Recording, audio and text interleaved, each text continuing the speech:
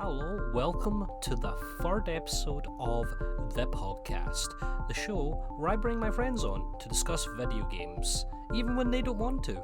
On today's episode, I brought my girlfriend Ellie on, and today we talk about video games that much emulate life, where every decision you make is meaningless. So, stick around for that, and enjoy. Hello, welcome to the podcast. This is the third episode, the hat trick. Today I've got on Ellie. We're going to be talking about video games. Thanks for coming on. Why are you like this? What? I can't take you seriously. I can't take you seriously. I don't know. Wow, I'm hurt. You can't take me seriously. I've never been able to take you seriously. Let's put it that way. I mean, that's a fair reaction. Okay, so you're a gamer. Don't ever fucking say that. Don't say it like that. Do not. You're a gamer. So you call yourself a gamer, huh? Yeah, I know. So you call yourself a gamer, huh?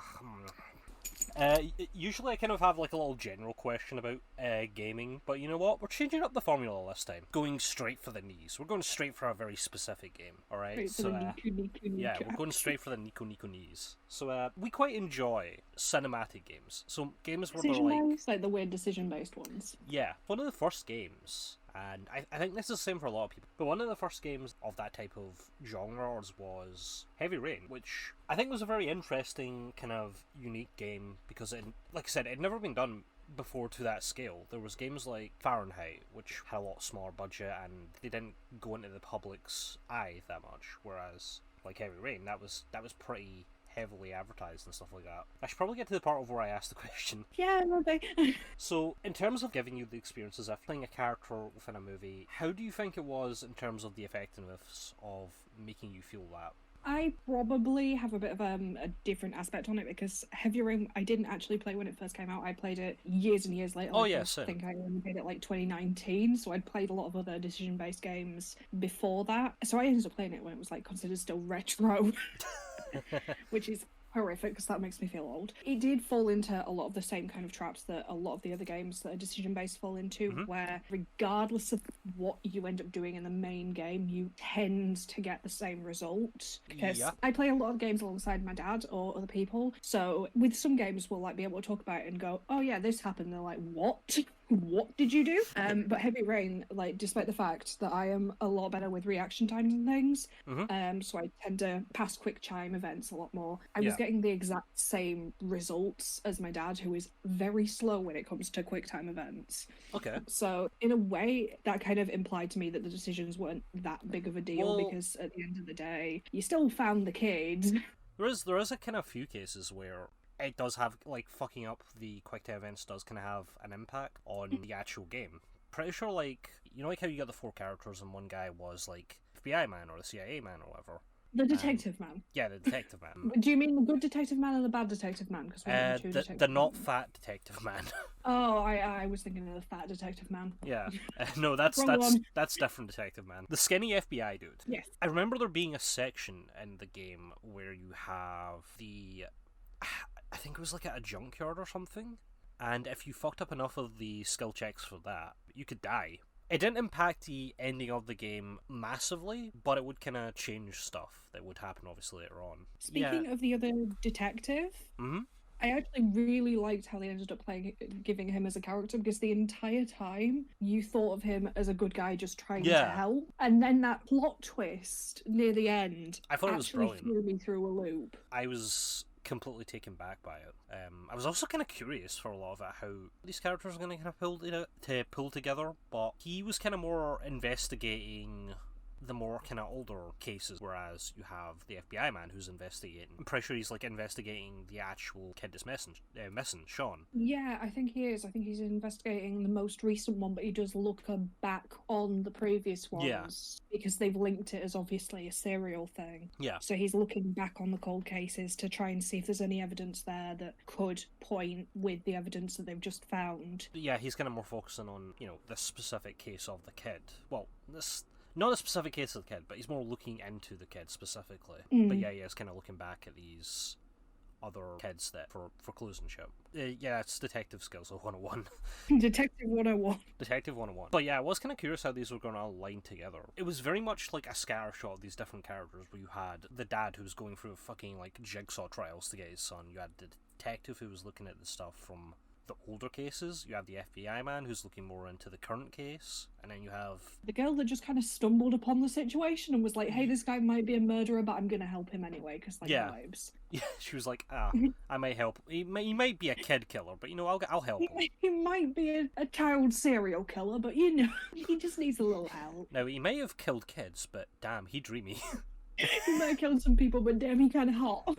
Okay, so yeah, that was Heavy Rain. So let's talk about another game. And I think this is kind of more.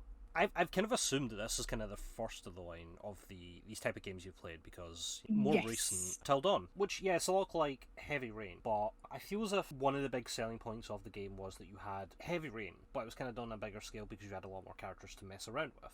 And I guess what I want to ask is, how do you feel about the whole? It's a larger character pool that you get to play around with, and do you think that makes the characters feel less important to their pull to the story, and does that make them feel a little bit more expendable? In kind of a way, yeah. I liked how we had a lot more characters, so we actually had a lot more different relationships going on. So we had like exes, we had like rivals, we had the friends, loads of different relationships going on, and you had a lot more personality types as well. My only issue is because they had so many more different personality types, it was very easy to find one person to scale all of your hate into. And murder, Emily. My first playthrough, Emily was getting on my nerves the entire time, and I don't know whether I'd like found the book that tells you that being bitten by a Wendigo doesn't change you or anything, or whether it was that I just seen a playthrough before that, so I knew she wasn't going to turn into a Wendigo. But the second they gave me a gun and gave me the opportunity to shoot her, she'd just been so dislikable the entire time. I didn't hesitate. I did not hesitate. There was not even a second thought. Didn't even fucking blink. There wasn't a thought of, she might be useful later. It was just, I have a gun, she is the target, bam. No more Emily. You just pulled the gun, pointed at her head, and you just said, hey Emily, you get what you fucking deserve, and then you shot him. I mean, she really did get what she fucking deserved. The other interesting concept with that is none of the characters were particularly innocent as such. I think there was only like they were all kind of guilty to some aspect with the... I can't remember where the blonde girl, not Jessica, the other blonde girl. Ashley? The sporty blonde girl. No. Ashley took part in the prank. Sam. Yeah. I don't know where Sam was. I don't think she did anything wrong. That's probably why she survived for so long. Christopher was unconscious. Christopher was drunk. Yeah. Let's be honest, Josh and Christopher were absolutely KO'd on the kitchen they were table, and shit-faced. they were like probably the only two that hadn't done anything horrific, but you could still play them as bit nasty people, but they weren't intentionally written nasty. Everyone else kind of was involved in the prank in some way. And then obviously Josh, I love him to bits, but he did do the whole serial killer prank thing. I really liked the whole, you think it's about a serial killer, it turns out it's, the whole thing with the Wendigos. I thought that was really, really well done. Yeah, that was such a good plot twist. I mean, again, going into it, I knew that there was going to be like the Wendigos. I knew it was kind of supernatural horror in a way, but it still really threw me when quite early on they unmasked Josh as behind the serial killer. Yeah. I still was kind of sat there and I was like, the game can't be that close to being over at this point. Why have they unmasked the killer already? And it was just so that they could focus on the Wendigo, which I think was quite cool because you're getting basically these walkthrough kind of bits where nobody could die, but you still felt like you were in high-risk part of the game. Yeah. And then when it got to the point where people could die, you were kind of already used to doing the quick-time events and the decisions. So it kind of almost trained you for the real deal. Without giving you like an actual walkthrough, which I hate and I skip 90% of the time, and then 20 minutes in, I have no idea what button does what, and I'm in the middle of aggressive combat. It would have been so much easier if I'd just done the walkthrough, but I'm stubborn, which was just me playing every single Gears of War game, especially when they changed the controls partway through the series, and I didn't realize. What was it they changed it for? That was the fourth one or the fifth one? I think they changed in the second, but then they also changed it in the fourth. Yeah, they must have done because they changed all the It characters was and everything. it was really dumb because they had changed one of the melee buttons for something else, and they gave you an Yeah, and extra melee it button. threw us both. I've derailed the conversation. It gave us a tutorial that didn't feel like a tutorial as such. My only kind of gripe with it is because obviously Josh was the killer and you weren't supposed to know that right at the start. When it gave you that first decision of, oh, are you going to kill Josh or are you going to kill Ashley? And regardless of what you picked, Josh had to die. That kind of stressed me out because I didn't particularly like Ashley as a character at that point, so I was like, kill her. Like at first I was sad and was like, did I get the controls wrong? Did I not pay attention? What have I done wrong? Like I'd played it through originally with my cousin Stuart, and we got to that bit where you choose whether Ashley or Josh die, and we were like, oh, we have to save Josh because we like Josh. And then he gets murdered, and we reloaded it about probably 3 times, attempting to save Josh, and every time he just died, and we're so. Oh, you played it as a filthy little cheater then. No, I was just confused on why the game was like choosing the opposite option that I chose. You're a cheater. I'm not a cheater. You're cheating. You cheated. You cheated. No, I'm not a cheater. You're a cheater. I'm not a cheater. You're a cheater. Look, it's not our fault. The game accidentally reloaded the autosave after we made an important decision. Yeah, totally. That's what happened, and that's my story. I'm sticking to it. Okay, we'll let you stick to that, honey. We'll let you stick to that. What was the other thing with Until Dawn? It did kind of end it did have that thing where it ended again the same way. Like, regardless of how you played it or who you killed, you always got to having Sam and Mike in the house at the end, fighting against the Wendigos. But the ending, near the credits, when you've got the videos afterwards, where that's a really good part. I think that was really good because it gave you as well as the characters to reflect on the decisions that had been made, but it still keeps to their personalities as well. It doesn't like just stray from everyone's characters to be like, oh, I'm sad my friends are dead, because you will still genuinely get like, if Emily by some miracle survives, my second playthrough where I didn't shoot her despite wanting to so severely, she's still horrible about everybody. I remember my first playthrough where I'm pretty sure she survived because I wanted to sort of save as many as possible. The only person that died was Matt. And she was horrible about it afterwards. Such a bitch to him. Like, I did everything when I was playing my second playthrough where I intentionally let her live. I was doing everything possible to save everyone. And even when Matt ended up dying because I made a couple of wrong decisions that I now know how I should have saved Matt, but I didn't. Even when you've tried to like pull her off the tower that had fallen and you'd given her the flare and everything, she's still like, oh, he didn't try hard enough to save me. And I'm like, he died because he tried to save you. Yeah, and she makes it like he ran off on his own. He didn't. What happened was the tower fell too much and he couldn't get her. Yeah, exactly. And she's there like, he left me to die. He left me to die. If I just played it again and didn't care about saving anyone, you would have died. He would have left you to die because I don't like you. Let's move on. There's another game I'm really want to talk about, because I think this is a game, like out of all the games we're kind of discussing, maybe so far. I don't know about later, but so far I think this is probably the one you're most interested in, or you like the most out of all these so far. Detroit Become Human, because I think this is a very... I've said this a lot about these games, but I think this is a much more unique one in terms of the impact of the choices. There are so many different endings to get in Detroit Becoming Human. I must have watched like compilations of all of the endings, and I still can only remember like a few of them. But the best thing is, one character's decisions can change the story for every other character as well. So it's not just how you play as Marcus affects only Marcus's story. How you play as Marcus actually ends up affecting Connor and, oh gosh, what's her name? What's the woman's name? Kara. That was it. Kara. And Kara. Yeah, your Marcus decisions affect Kara and affect Connor. And your decisions as Kara, whether you killed Todd right at the beginning, genuinely plays back really late on in Kara's story And also in Connor's story as well, there's a really big reflection in that. So every character's decisions and how you've played every single character does affect the story, to the point where the entire concentration camp, which is what it is at the end. Yeah, I mean, kind of. I can't call it anything else. It just is.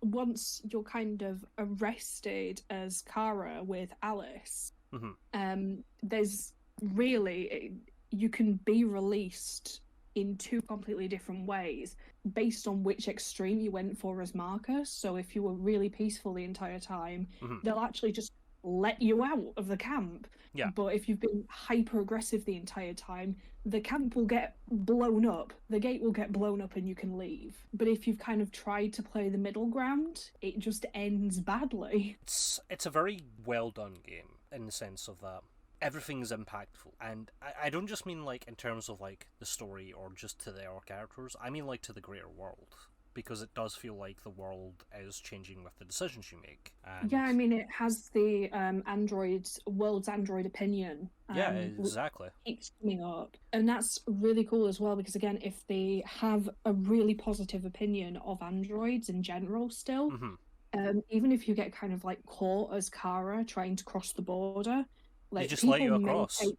People may still take sympathy on you and help you anyway, even though they know that you're an android. They're like, oh, well, you're not really that bad, so we'll just turn a blind eye, it's fine. Yeah, I fucking loved that bit. I think that was one of the endings I got from my original playthrough. I can't remember, or... Yeah, I think my original, because I played Pacifist Marcus... Yeah. tended to go really well for everyone. I don't think anyone was horribly traumatized or killed, which was a miracle, because normally in games I play, somebody gets hurt. Yeah. But yeah, in my first playthrough, Connor ended up very, very human-like at the end. Yeah. He had a brilliant relationship with Hank, who is just a star father figure. Love him. Yeah, Hank is great. I love Hank. I love Hank. And Sumo. Oh, to be honest. The second you see that dog, you're like, Hank is a good man. I fucking love the scene where it's just like you're helping out Hank after he's like... And he's really pished. drunk, and he's like... Sumo attack, and he just barks. He's like, a good dog. A boy. Yeah. It's brilliant. I love that bit. Kara ended up escaping with Alice and... Who was the other android? Lucas. I think his name was Lucas. Lucas? No, it was Luther. That was it. It was Luther. Luther. There we go. I'm so glad that he turned out safe in my playthrough. I think there is a bit more incentive for a second play of Detroit than I found of... Like, Until Dawn, you play for your second playthrough and it can be more of a focused on try to keep everyone alive, or the last girl stereotype that's usually in movies where it's like one girl is left and she's going to be the survivor. I guess Heavy Rain you can kind of experiment a little bit with, but I think ultimately you get the same thing in both of them, whereas Detroit is so different.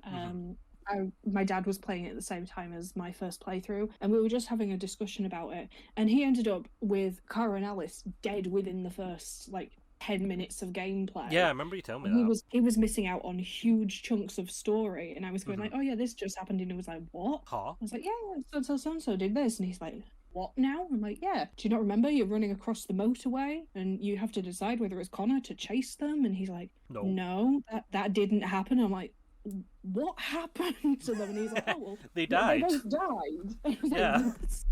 I didn't even know you could kill them that early on at that point. And I was so confused.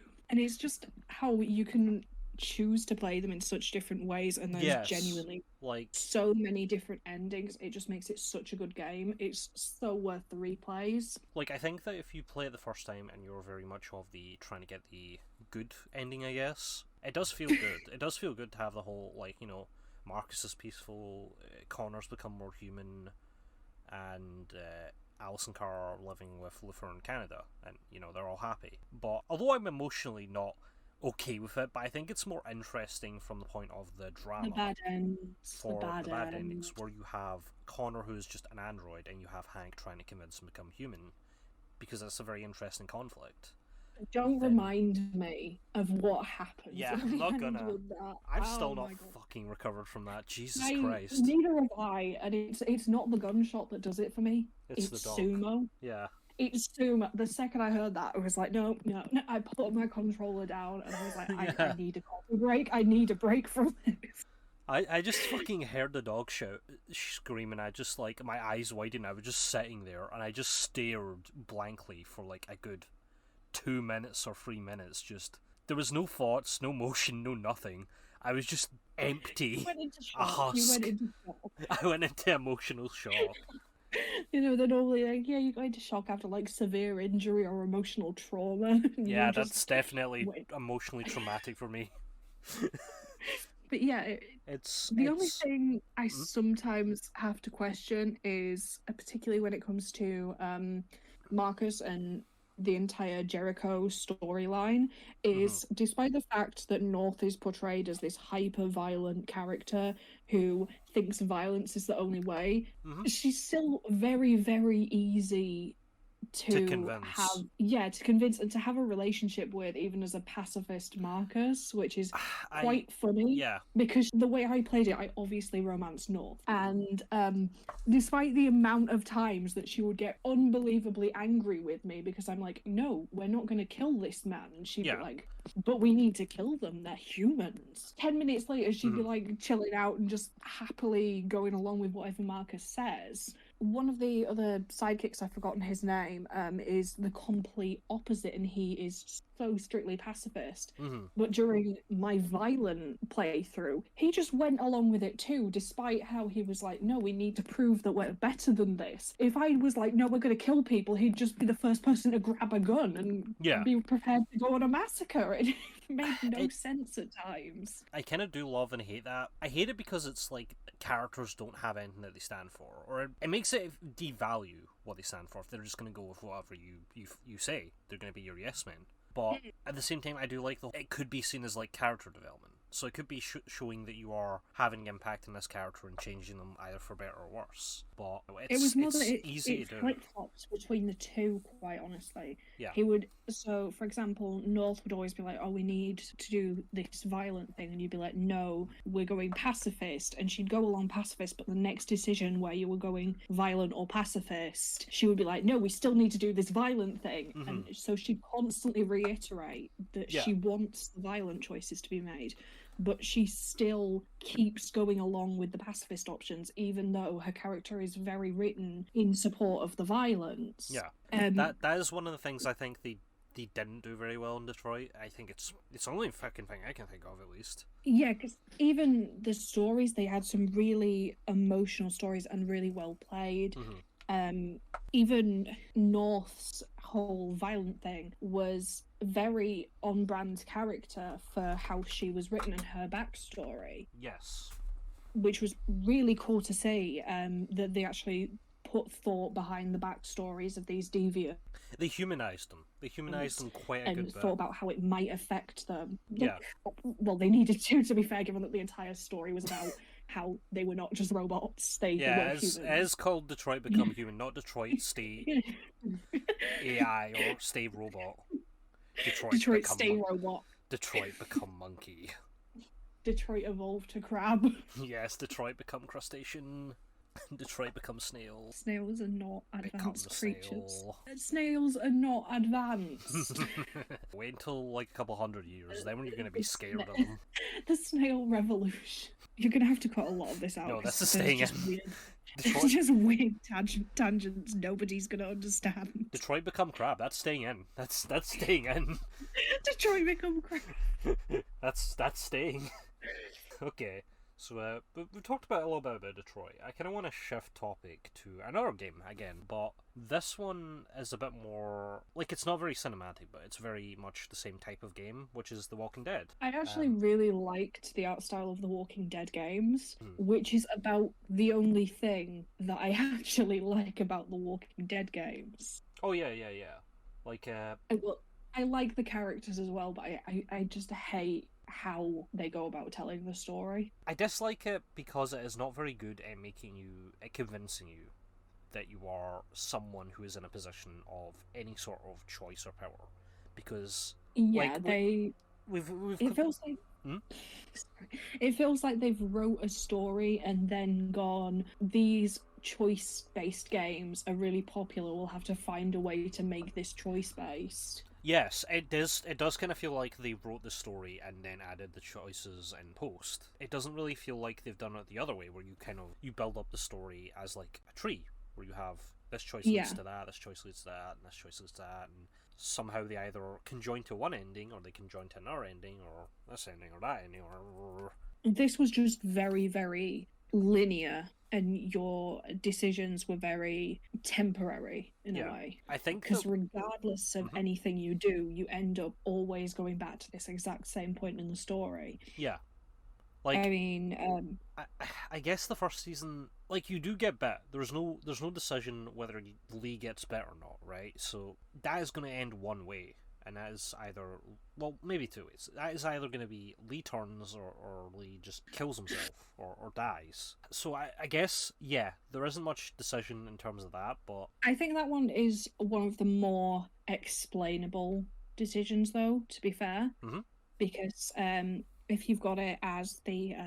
at least Lee's arm being cut off is explainable as, oh, if he still turns, it's because the infection had progressed too far already, which is feasible because you do faint directly before your arm's cut off. So it probably has spread all over the body at that point. So that is kind of a more reasonable one that can be explained away as, it had to go like this. One of the ones that sticks with me the most and irritates me beyond everything is, I don't know if you remember, I believe it's either directly, I think it's like episode 3, I want to say, 3 or 4, where you come across the school kids and the teacher, and it literally ends the exact same way almost immediately. So the teacher is stuck in the bear trap, and you can either cut the teacher's leg off, which results in the teacher needing to be rushed so that he can get fixed by the vet who is working as the doctor, and one of the boys stumbles back into a horde of zombies because he's so revolted by it and dies. Or the alternate ending is you go, no, I'm not going to do that. I'm not cutting off his leg, tough. At which point, one of the young boys grabs the gun, gets shot in the stomach. That attracts the zombies. So the zombies come and eat the teacher. And then whoever is brought back to the settlement, either the teacher or one of the boys, dies while he's getting worked on and turns. It's literally, the choice is pointless. I get they needed to display the whole, it's not the bite that turns you, it's just dying because you're already infected. Like, they did the same shit in the show, but I think I don't really think they did it better, but they did it. And I think they needed to obviously carry that over to the games, because there are going to be fans that play the games and some that watch TV, and there's maybe a split. And it is kind of a big thing in the TV series as well, isn't it? Like, the zombies aren't the big threat, it's the other people. But it felt so badly done, how it was an immediate result of your decision was just, this person dies. What they could have done is have it where you save the teacher by cutting off the leg, right? Then, okay, they try and attack people. You figure out then that it's not the bite that turns them, it's just death. But the alternative is, when that kid gets shot in the stomach, you just kind of leave him, and you leave the other guy, because, you try to escape a zombie horde. And then at some point later on, another situation like that happens, where you learn something with a bite. I mean, the person who actually tells you about, it doesn't matter if you're bitten or not, when you die it kills you, is Ben, which is the other boy that is introduced in that. Oh, yeah. Sticks along with you regardless, and to which point I just kind of think, because he's characterized as a very cowardly person in general, he could have, if he decided not to cut off the teacher's leg, the whole screaming match could have attracted a horde, and Ben followed you guys because you're the only safe people, because his teacher's not going to do anything and his friend's definitely not going to do anything. So the coward follows you, and he kind of goes like, I knew they didn't really have much of a chance anyway, to be fair. Because he'd have died either way, and then he'd have turned. So it's probably best that he didn't turn in your camp. And then they could have had the discussion of, what do you mean he'd have turned? Are you telling me he was bitten? Yeah, I guess. Ben does end up telling you how one of the first things they had is a girl in the school overdose, didn't she? Yeah. That's what happened at No, it was a different place, Yeah. but a similar thing did happen. Yeah. But he was saying, we were all holed up in the school directly after it happened, and this one girl couldn't take it. And when we found her, she was a zombie in the bathroom. Yeah, and she wiped out pretty much most of them. Yeah. Yeah.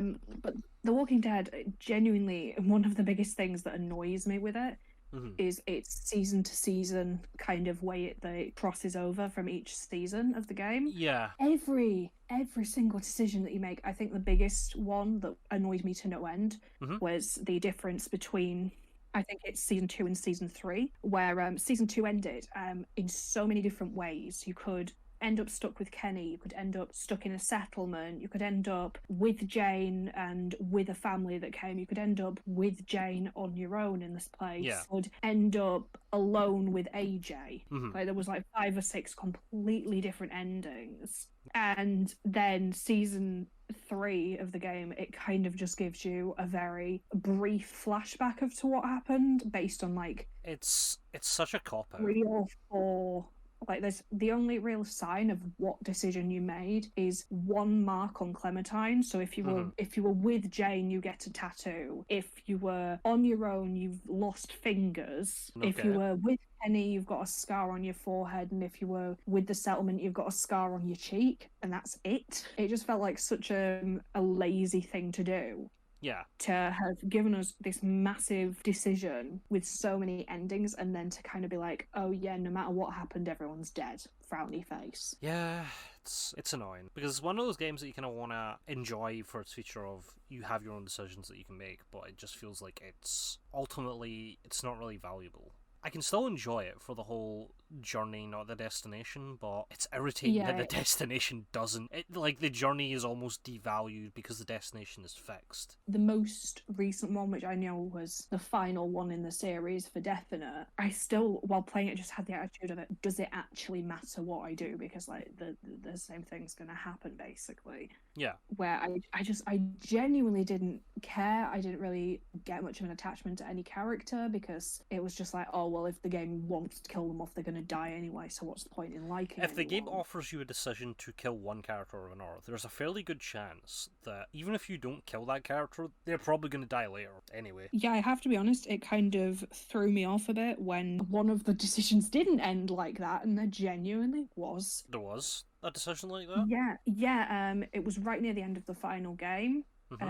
You're stuck on a bridge, and you're with the person that you saved early on from getting kidnapped, and a kid, and one of his sisters is bitten, and she's singing to attract the zombies to you. Yeah. And you and the person that you previously saved are on one side of the bridge that had kind of semi-collapsed, and you're trying to convince the kid to kind of jump over to you guys. Yeah. And the person that's with you will be like, oh, I can jump over and I can get him, or we can leave him, and if you let the friend jump over, they'll die, but the kid will be with you, and that kid will live to the ending. That kid is shown in the ending scene, but your friend will die. But if you are like, no, leave the kid, who cares about the kid? He's a whingy little nobody anyway, nobody likes him. He's which a is piece what of I shit. did. Yeah, which is what I did, because survival of the fittest, and the fittest by far was not that child. So then the person that's with you will survive, and the kid will die, and the person that survives that will survive into the ending and will be clearly shown alive and well in the end, which is a miracle. But I think there was an intention of who was going to live on that, because the character that you've previously saved, who is with you on that side of the bridge, is normally the person that you have had a lot of time connecting with, and is basically your love interest. Yeah. It'll either be Violet or Lewis that'll be with you, and you decided early on which one you wanted, really, and you kept them safe. So it ultimately comes down to, do you save a child who you don't really like, or the character that you've spent all this time with? It wasn't written likeable in the slightest, but is a kid, or do you want to save this character that you really, really like, that you've put effort into saving previously? And I don't genuinely think anyone was like, oh, I'll save the annoying kid. I don't think anyone did. I don't think anyone Fuck looked the at that child. Yeah, I mean, I don't think anyone in their right mind was willing to sacrifice the character that they particularly really liked for To the one they annoying don't like, kid. yeah. Did you not say the kid was bit anyway? No, the kid's sister Oh, right, okay, yeah. had been bit, and she was singing to drag zombies over to you. She's a psycho. She is a full-blown sounds like it. psycho. I hated her. She was crazy. I kind of was expecting them to go a bit more all out with the more wider decisions that can lead to, well, the more like wider endings, because that was the last one they were going to do, and that's the last That one was they the were... last. That was the last ever in the series because they were in Yeah. the middle of making it. And I think the original company went bankrupt or something. Mm-hmm. Yeah, you told me about this. Somebody else was like, "Oh, we'll save it. We'll finish off this game, then we'll call it quits." Yeah. So they obviously towards the ending, where the war kind of arc is going on, they knew that it was the last one, so they really could have had more fun with giving you a lot of decisions based on who lives and who dies, because at the moment it just seemed very flat of like, oh yeah, these 3 people might die. One of these 3 will die. Yeah, I thought they would definitely go out with more... But they gave you like such a big settlement full of really dynamic characters, and it would have been so much more fun. Oh, yeah. If they'd have given you like more opportunities to accidentally make a mistake and somebody dies, or more decisions, and they just didn't. And again, they could have played into it really well, because you have one girl who basically acts as the nurse in that situation, so it would have been really cool if she had the potential to die, and as a result people who were injured later on in the fight, if she was dead, wouldn't get as much help, so you'd have like more that'd be great. fatalities or wounds long term, whereas actual consequences. Whereas they just kept her alive, even though she was a bit irritating. She didn't have a lot of character development. That was probably the issue. I think because the games are so set on a very specific rails, and in terms of like the greater thing. So one game has to line up this certain way, or this kind of vague enough certain way, so that you can have the game after it take place from that exact point, or a specific point that doesn't contradict the endings. The season 1 and season 2 crossover was quite nice, because either way that you ended season 1 was Clementine was alone. Yes. And Omid and I've forgotten the lady's name that you're with as well, Krista and Omid are both alive. You know for a fact that both of them were alive when you left them, and they were in the same vicinity as Clementine would have been. So it makes sense that either way, regardless of whether Lee lives or dies, that yes, she would be able to find them again. That one made a lot of sense, but then the end of season 2 going into season 3 was just such a cop-out. Season 3 going into season 4 was very well done, because again, it ended with Clementine leaving the settlement and maybe coming back if she wanted to. And that was how that ended. So it made sense again that she would be wandering about on her own to bump into this new settlement that she joins. Yeah, that makes sense. So they have done it in a way before where it didn't feel like your end game decision was going to be thrown out for the new game. They just did it badly. They just did it badly when it came to season 2, 3. One thing they should have done with these games, which I would have really kind of liked, is if they just did it as can I say the actual word? Basically, American Horror Story. So like, you have season 1 that is like one story, and that's based around a set of survivors. Where each season's a different story. But you could still have stuff like characters referenced to, or you see characters that are definitely like alive either way, or events are referenced to. To be honest, that was they did kind of do something similar when it came to Walking Dead 365 days. That was really cool, because they were just these brand new characters, but they actually were referenced to in season 2 gameplay, I believe, depending on what you've done with them. But it didn't massively affect the story, but it gave you a nod that what you had done in 365 did make sense. So again, they've shown that they had the capability to do that sort of thing, and they just didn't. They just decided, they were like, nah, not today. Alright, so Life is Strange. That's a game series that's about like The Walking Dead, but I think it did that concept that I said with the whole anthropology and the word that I cannot say. The main one, honestly, was the crossover between 1 and 2. where either decision that you've made in the end of Walking Dead 1 does end with David still alive. You mean Life is And Strange? yeah, Life is Strange. That's what I meant. All right, okay. We've been talking about one game for so long that my brain's just locked onto it. You can't do this to me. Yeah, the end of Life is Strange 1, Yeah. regardless of what decision you make, David does live. So in Life is Strange 2, you bump into him, Mhm. and at some point he goes to take a phone call, and you can listen in on that phone call, which obviously, me being the nosy person, definitely did that. And he's talking to Max, who is the protagonist of 1, Mhm. and his conversations are wildly different depending on which ending you had in Yeah. the first game. So, like, if Chloe lived in your playthrough of the first game, it's heavily implied that Max and Chloe are now traveling around America together and having a wonderful little time. And it also implies that David and Chloe actually get along now Yeah, that's good. due to Joyce's death. Yeah. Joyce had to die, but they got along finally. But if you did decide to save the Bay and not Chloe, then Max is, I think, visiting Arcadia Bay and like been spending a lot of time with Joyce. And it's kind of implied that it's around the anniversary of Chloe's funeral, because he does kind of say like, "Oh, I wish I could have been there. I'm stuck out here with work, but give Joyce my love," type thing. Which is a really cool thing because it does give you like just that nod that you feel like, yes, your decision did have an impact, but without having to derail an entire story. Like one of the criticisms I kind of had for Life is Strange, and I'm pretty sure you felt the same way, is that there's a lot of decision making in the game, but when you get right down to the final confrontation, I guess, there is only one decision that matters, and that is the last one. That just this determines whether you stick with all the choices you've made throughout the story, and everyone except you and Chloe dies in the bay, or you undo your first decision you made, which undoes every other decision you've made throughout the game, which essentially means that everything you've worked for just ceases to be. It didn't happen.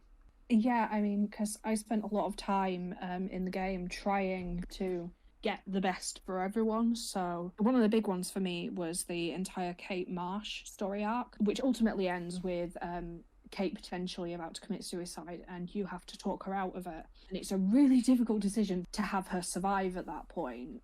But I did put in a lot of effort and I did save her. So then you've obviously, throughout the game as well, put a lot of effort into keeping Chloe alive. So then it came down to it and was like, hey, do you want to keep around this person that you've fought to keep around the entire time, who you've bonded to? Or do you want all of these relationships that you've made and the characters that you've saved to vanish? Like, one thing that you've put work into or the other thing you've put work into. Either way, you lost a lot of work, which was rage-inducing for me. And the other thing is, when you're watching the two separate endings, it's very obvious which one the dev wanted you to choose. The sacrificed Chloe ending is about 8 minutes long. The sacrifice 8 minutes of pain. Yeah, 8 minutes of pain, but also summarizing what should have happened had Chloe died, which is really cool. But the sacrifice Arcadia Bay ending is about a minute long in comparison. Yeah. Which just really shows that a lot of effort was put into one because that was the intended one, and not a lot of effort was really put into the other. But it was like, oh, we gave you a decision, so we kind of have to give you an ending for the decision. But when it shows you the percentages of like every choice, it's a 50-50 split pretty much. So even the players couldn't decide which was more important to them, but the game devs were like so set, like, yes, of course you'll save the entire town, which we should have done as players. However, what they failed to mention is a lot of us saw Chloe Price and immediately developed a crush. Protector. To kind of just wrap this up, and I've asked this before for The Walking Dead, I think. The fact that it kind of boils down to essentially just one decision that really wraps up the entire game and wraps up pretty much everything that happens. It's all relevant except for that one decision. Do you think that makes it a bad game? Do you think it kind of ruins the experience of the game? Or do you think the journey was more important than the destination? I mean, I don't think it necessarily makes it a bad game as such. I think it makes it a little bit disappointing in an ending. It was still a good game. It was still a really interesting story with really good characters. Just the ending to me was a little bit disappointing. It's not one of them games where I'm going to be like, oh, I wish I'd never played it because it boiled down to one stupid decision. Yeah. Because I have replayed it, so I obviously do like it enough to pick it up again and again. Yeah. But it is a little bit emotionally defeating when you put all this time into two things and then they're like, well, now you have to kill one of them. Originally, I played the first one on console, and then the prequel Before the Storm came out on sale with Life is Strange Complete Edition, so you got both the original and the prequel. And I played through Before the Storm, and then I played through the original, and I just felt so... I couldn't even finish the original on PC when I got it, because I was just so emotionally, like, I know which direction this is going. And it's gonna be hurtful. You see, the Before the Storm for me was a bit better because obviously you know how it's going to end for the characters that you've got there. Yes, it's about figuring out how you get there. Yeah, so you do anticipate the whole Rachel Amber's dead thing. You know she's going to die at the end. So, despite the fact that you're kind of really building into the character of Chloe and you're really developing their relationship or friendship, they were not friends. You anticipate obviously that ending where Rachel goes missing, which for me was better because obviously I knew what I was getting myself into. I knew that ultimately any decision that I made regarding Rachel was only going to end one way, whereas the first game you obviously don't know it's going to have to end in one of two ways, so it kind of hits you more when it gives you that. But the Before the Storm did make the first game a lot more emotional to play through.